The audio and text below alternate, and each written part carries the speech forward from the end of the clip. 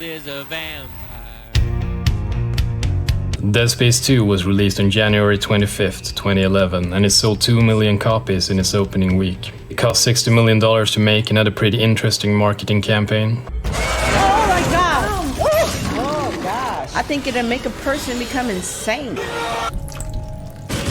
This game is an atrocity. And with the departure of series creators Glenn Schofield and Michael Condrey, previous lead gameplay designer Wright Bagwell took on the role of creative director, taking the series into a new direction, streamlining the experience and focusing a lot more on action and suspense than pure dread and atmosphere. Eventually, it went on to sell 4 million copies worldwide, and with EA sensing some delicious money to be added, the series took a less than stellar direction, which resulted in the series being put on hiatus for close to a decade. However, with Dead Space Remake being a massive critical success with promising sales figures, I think it's time to go back and play the masterpiece that is Dead Space 2. So strap yourselves in, because this game is kinda wild.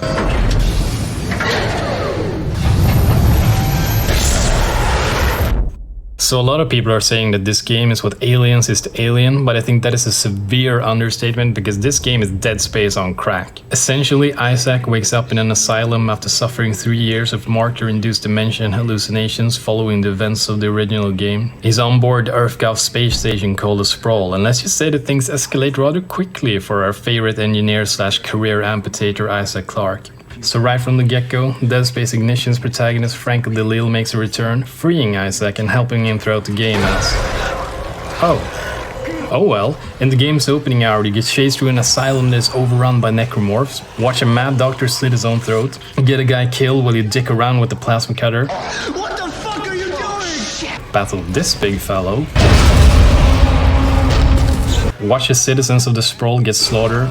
And then you batter your way through a moving train that ends with you flying through the air and crash landing upside down while mowing down another batch of potential paraplegics. All while being hunted by your dead girlfriend Nicole, as Isaac still hasn't come to terms with the guilt he feels over her death in the original game.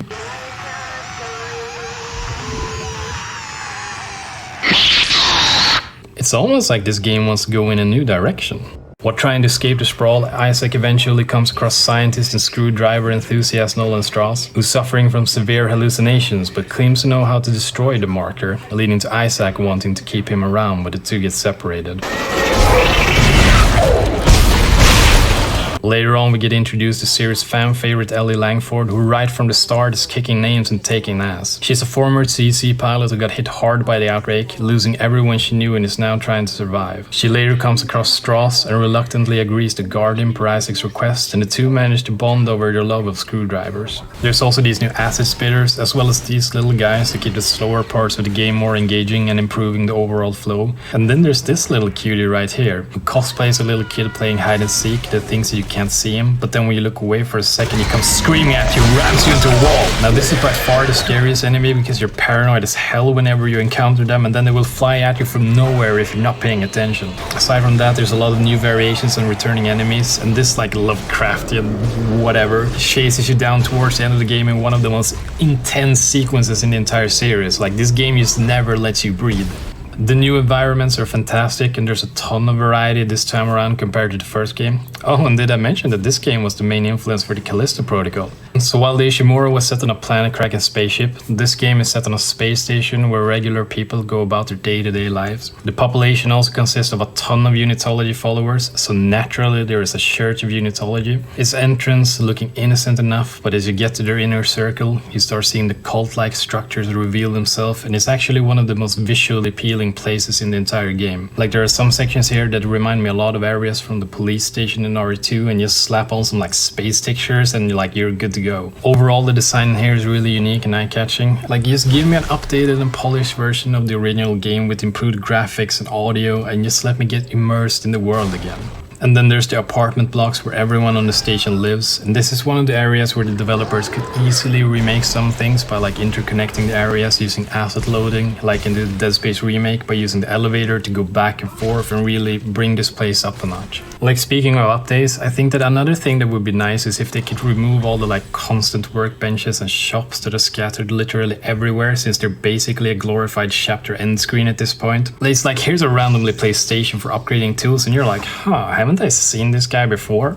Like, this game really has almost every like space sci-fi horror environment that there is. Like, there's this frozen area with like Clive Barker type hallucinations. And the lab area towards the end of the game can easily end up looking a lot like the areas found in Callisto Protocol, because as we all know, the game's graphics was not one of its problems. And the game also comes with a ton of set pieces connecting areas together. Like, most areas end on a really high note, and they also managed to keep them all pretty interesting and like keep them from becoming repetitive, so like kudos to the developers. Like, they just went so hard on all the like constant action that one of the areas towards the end literally just ends with the screen turning black, as they probably didn't have the budget or scope to finish the sequence in time. So I mean, here's something for the remake to pick up on. Now, the arsenal that Isaac uses to battle through this never-ending assault from the necromorphs, like, it includes the classic arsenal along with some new weapons, like the rivet gun that shoots bullets that you can explode, causing shrapnel to fly everywhere, and the detonator that I abused the crap out of, since in this game you get jumped from enemies coming from every angle pretty much all the time. The javelin, which shoots, well, javelins that stick to things, you can activate them, causing electricity to go through them, frying everything including Isaac, which looks really hilarious, and I can't wait to see what they do with the new graphics. The Seeker rifle that with its zooming features feels a lot like you're playing like House of the Dead, and given that they reworked the alternate fire modes for some guns for the first remake, it's going to be pretty interesting seeing what crazy things they can come up with for the sequel.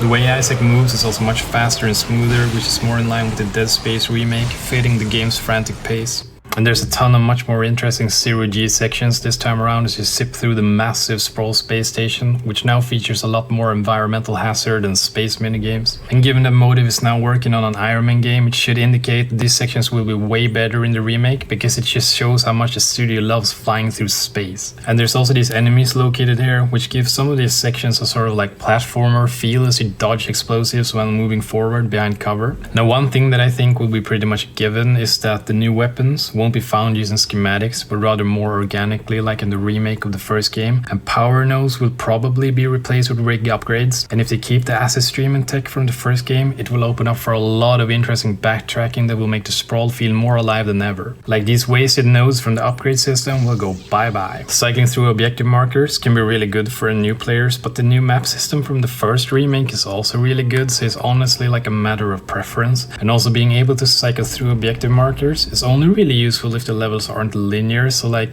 here's hoping for less linearity in the remake. Now, one thing that I think we can all agree on is that we can remove the hacking minigame from most of the game. Like, it can be kept during moments of tension, but like just to open regular doors, we can remove the mechanic entirely. Now, Dead Space 2 has some DLC packs, and while the first remake managed to avoid them so far, I don't know how long it will take until EA starts getting their fingers itchy, considering Mr. Vampire still wants to join, but here's hoping.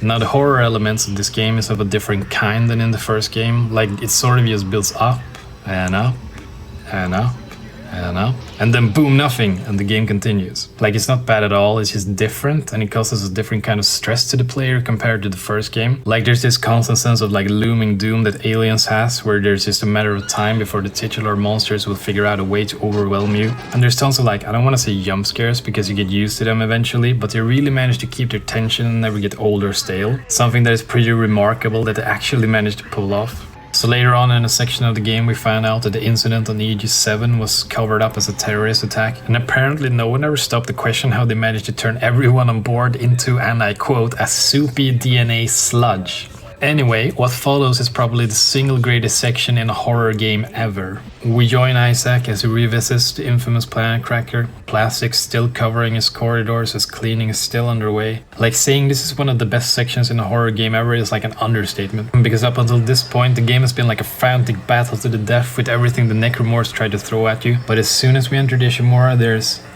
nothing. Just you and your memories of the events that transpired here. UV lights highlighting the cleanup that is still ongoing.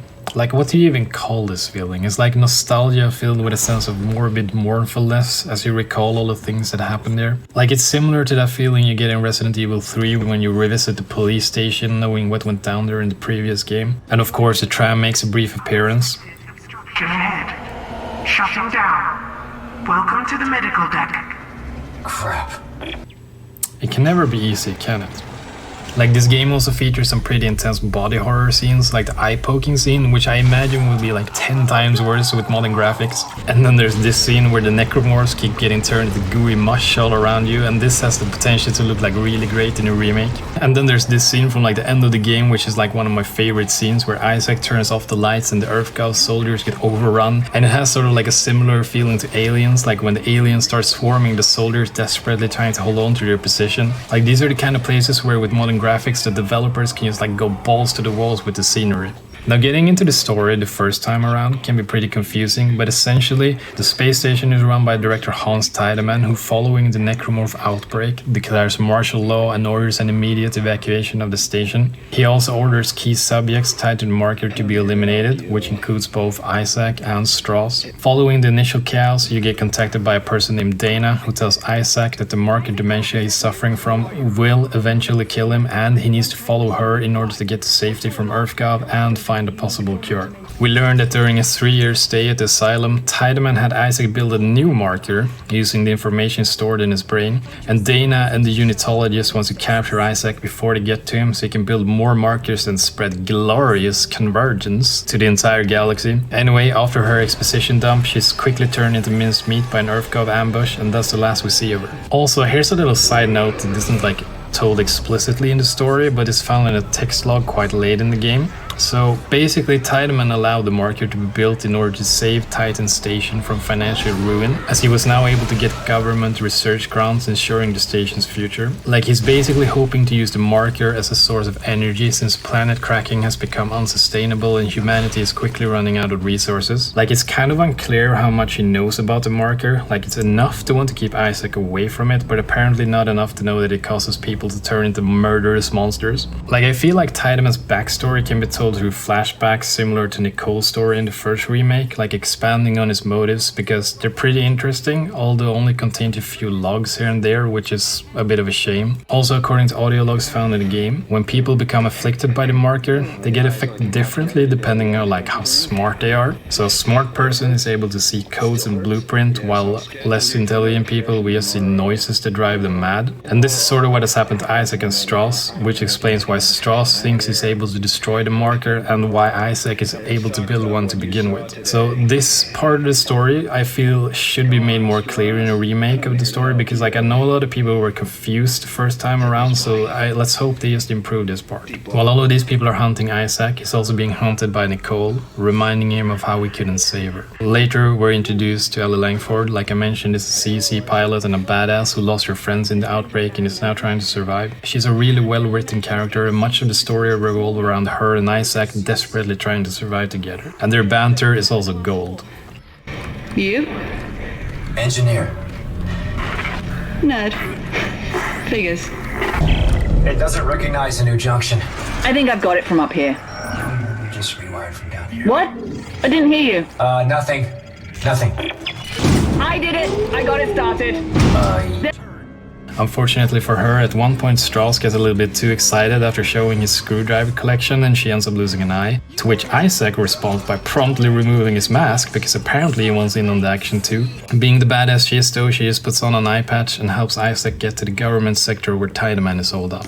So around this point, Isaac is finally confronted by Nicole, who wants to know why he won't let her go, with Isaac responding that if he did, he'd had nothing left since she was his everything. And after having played the remake of the first game, this storyline has a much bigger payoff this time around, given that her backstory has been expanded like tenfold compared to the original games. So yeah, nice work by Motive for setting up so well this time around, so we actually get to know her a bit, and she won't just be a random ghost causing jump scares for half the game.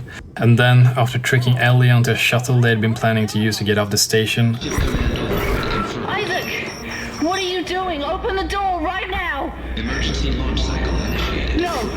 Airlock sealed. No! Don't you dare! Don't you dare launch the ship! Isaac sends her away and is finally left with a sense of peace after having saved her while he failed to save Nicole. Afterwards, Isaac makes his way towards Tiedemann, who has soldiers guarding the entrance. Isaac turns off the light in the building, causing the necromorphs to flood in and eventually reaching the marker that Isaac had built, which causes a convergence event to happen. Then Isaac jumps into a machine that unlocks the data stored in his mind needed to destroy the marker, and then Isaac finally finds and kills Tiedemann and embraces Nicole as the game ends. Thank you, Isaac. Wrong! going to die. What?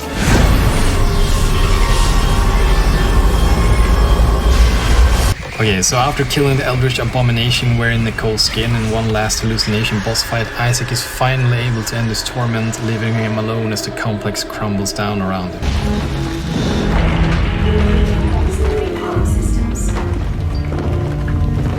Now, if the game ended right here, on a somber note, after Isaac finally dealt with his guilt, redeeming himself after saving Ellie, everything collapsing around him while he's alone with his thoughts.